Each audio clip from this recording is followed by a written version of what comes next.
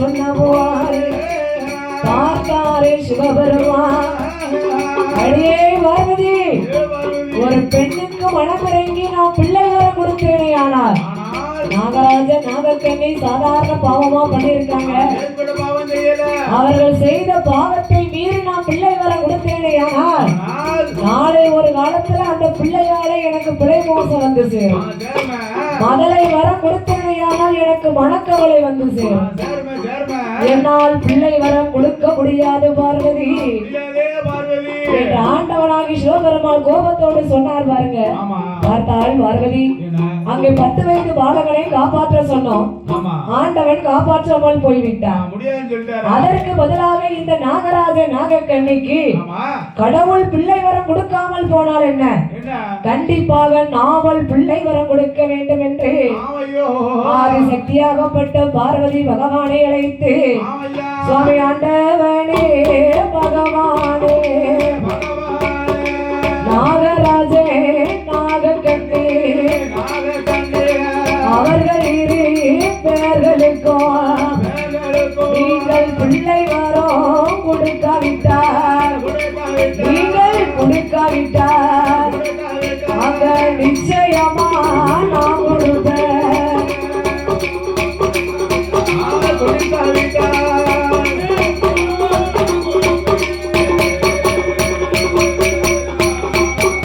நீங்கள் மதலை வரம் கொடுக்காவிட்டார் மாயன் தங்கை நான் கொடுப்பேன். கொண்டவன் நீங்கள் கொடுக்காவிட்டார் இந்த கோமதியால் நான் கொடுப்பேன். ஏய் கடவுள், நீங்கள் கொடுக்காவிட்டார், நீங்கள் கொடுக்காவிட்டார் இந்த கண்ணன் தங்கை நான் கொடுப்பேன்.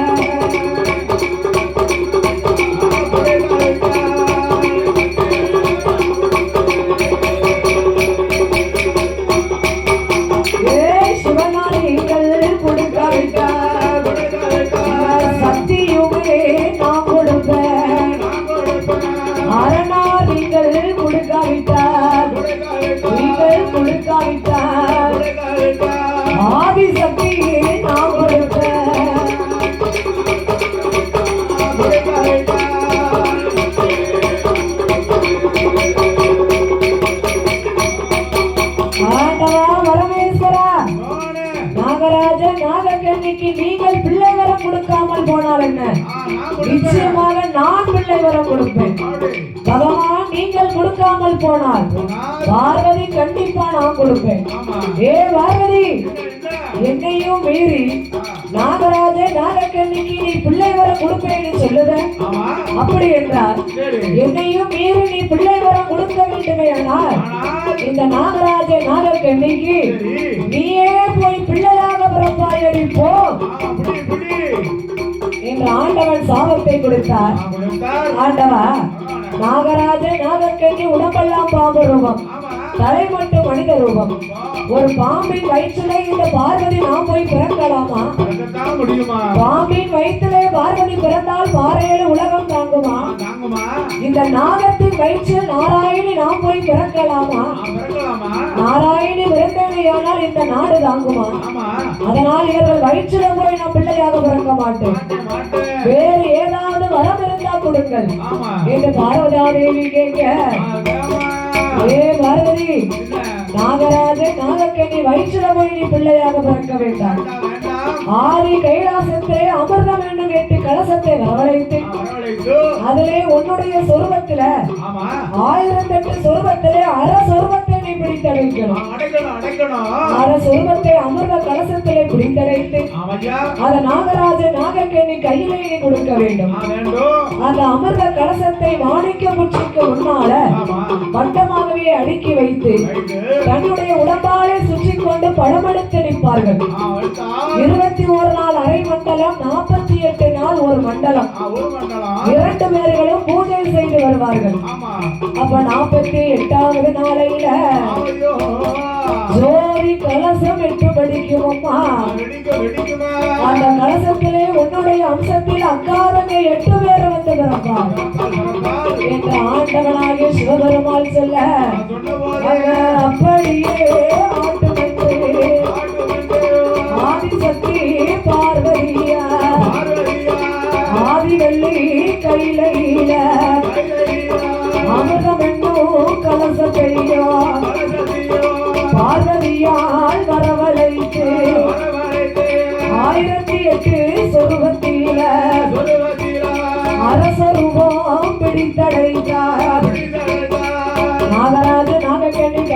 கொடுத்தார்.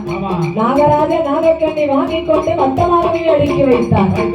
அவருடைய உடம்பாலே சுற்றி கொண்டு 2 பேர்கள் அப்படியே படம் எடுத்து நிற்கிறாங்க. 21 நாள் அரை மண்டல 48 நாள் ஒரு மண்டலமாக 2 பேர்களும் பூஜை செய்து வருகின்றார்கள்.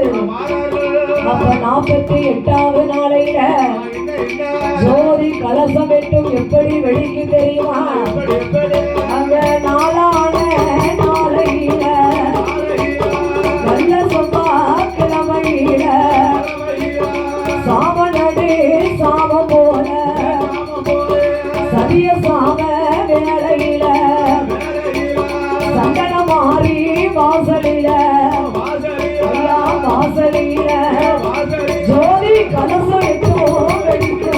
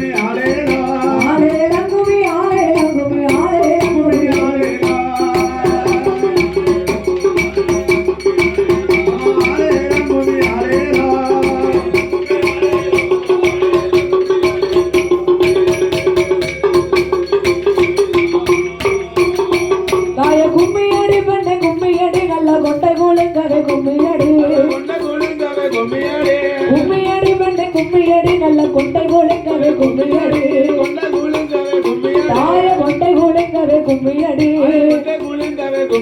அந்த குளிச்சு வருகின்ற சட்டன மாறிக்கு கொள்ளவை போட்டு கும்மியடி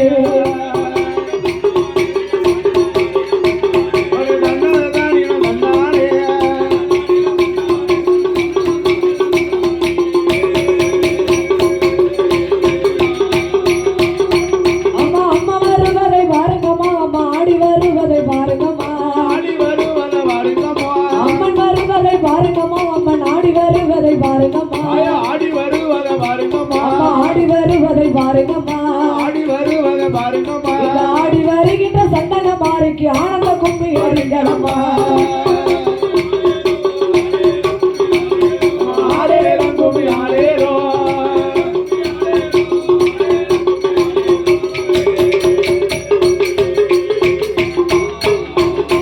அம்மா வாராளம் தேவி வாராளம் தாய வடக்கருந்துமே வாராளம் அம்மா வாராளம் தாய வடக்கருந்துமே தாய வடக்கருந்துமே இங்க வந்து இறங்கிய சந்தன மாறிய வணங்கி கும்பி அடிங்களம்மா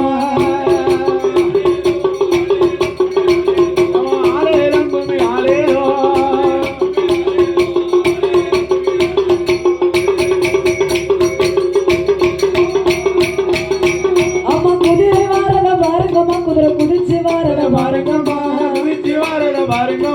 குதிரை வாரத பாருங்கம்மா குதிரை குதிச்சு வாரத பாருங்கம்மா குதிரை குதிச்சு வாரத பாருங்கம்மா குதிரை தடம் போல சந்தன மாறிக்கு கொண்டை அழகையும் பாருங்கம்மா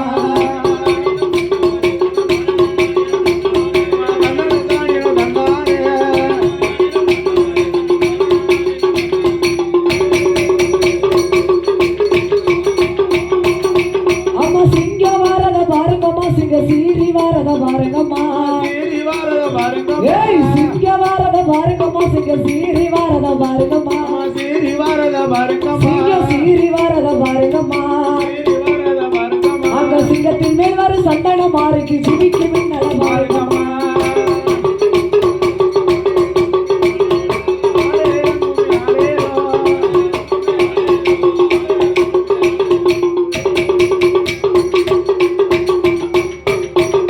ஆய போடுங்க அம்மா ஒரு குலக நல்ல பொன்னான மணிக்குலக ஆய போடுங்க அம்மா ஒரு குலக நல்ல பொன்னான மணிக்குலக ஆய பொன்னான நல்ல மணிக்குலக அங்க இன்னும் நல்ல ஒரு குலக அங்க இரு